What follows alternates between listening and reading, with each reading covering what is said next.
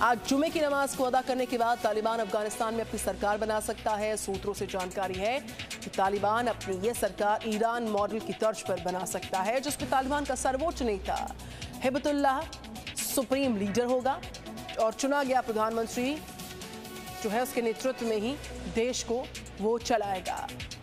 तो आज से तालिबान सरकार, एक रिपोर्ट पर डालिए नजर।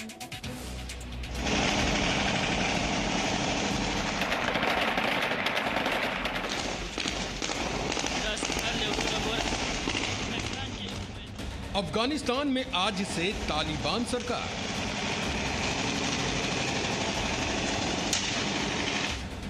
दुनिया आज फिर देखेगी जश्न वाली फायरिंग।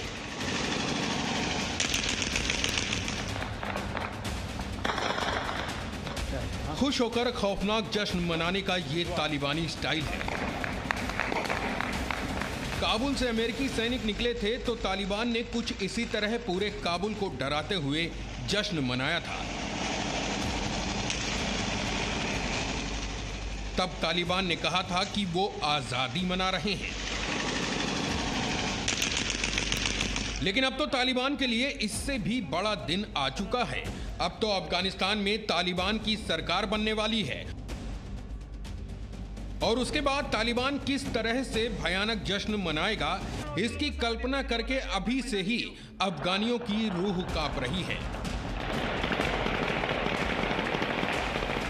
खैर, अफगानिस्तान में सरकार बनाने को लेकर जी न्यूज के पास ग्राउंड जीरो से जो जानकारी है उसके मुताबिक आज जुमे की नमाज के बाद तालिबान अपनी नई सरकार की घोषणा कर सकता है। ये सरकार ईरान मॉडल की तर्ज पर बनाई जा सकती है। शेख हिबतुल्लाह अखुंदजादा इस्लामिक अमीरात ऑफ अफगानिस्तान की इस तालिबानी सरकार में सुप्रीम लीडर बनेगा। कार्यकारी शाखा का नेतृत्व प्रधानमंत्री करेगा। अब्दुल गनी बरादर को प्रधानमंत्री बनाया जा सकता है। नए परिषद में 11 से 72 सदस्य हो सकते हैं जो पीएम के अंडर में काम करेंगे। वहीं कुछ महत्वपूर्ण मंत्री पद आतंकी संगठन हक्कानी नेटवर्क और आतंकी मुल्ला उमर के बेटे मोहम्मद याकूब को भी दिए जाने की संभावना है। कुल मिलाकर ये तालिबान सरकार नहीं, टेरर सरकार है और तालिबान ऐसी सरकार बनाने को लेकर बेताब है। काबुल में प्रेसिडेंशियल पैलेस के अंदर तैयारी पूरी है और इससे ठीक पहले तालिबान ने दुनिया से एक बार फिर अच्छे संबंधों की दुहाई दी है। अब د نړۍ ټول هیوادونه د امریکا د متحده ایالاتو په شمول سي 13 شپه د جنو ماته باندې ووتل له غوسرم بیرته خ سیاسي تعامل غواړو ځکه موږ د نړۍ برخه یو، موږ نور نه غواړو چې موږ هیواد د جنگ ډګر سي، د مداخلو ډګر سي او د نورو ناورینونو ډګر سي. موږ د سولې او د امنیت په لور روان یو. هیواد مو د راټولېدو په حال کې ده، د رغېدو په حال کې ده، د آبادۍ په حال کې ده. अखुंदजादा ने कंधार में बीते दिनों 4 दिन तक लगातार सरकार बनाने के सिलसिले में बड़ी बैठक की थी। उसके बारे में कहा जा रहा है कि वो कंधार में रहकर ही अफगानिस्तान को चलाएगा और जहां तक बात संविधान की है तो सूत्रों के मुताबिक तालिबान 1964 और 65 में बहाल किए गए अफगान संविधान को अपना सकता है, क्योंकि तालिबान उस संविधान को मानने के पक्ष में नहीं है जिसे बाहरी देशों ने तैयार किया है। लेकिन अब सवाल यह है कि खुद को बदलने का दावा करने वाला तालिबान सरकार गठन के बाद क्या अफगानिस्तान को सही तरीके से चला पाएगा, क्योंकि 20 साल पुराने वाले तालिबान के सामने चुनौतियां एक नहीं कई हैं। अफगानियों में, खासकर यहां की महिलाओं में तालिबान का डर है। आईसिस जैसे आतंकवादी संगठन तालिबान को खुली चुनौती दे रहे हैं। तालिबान के खुद के आतंक के दाग इतने गहरे और पुराने हैं कि दुनिया साथ नहीं खड़ी है।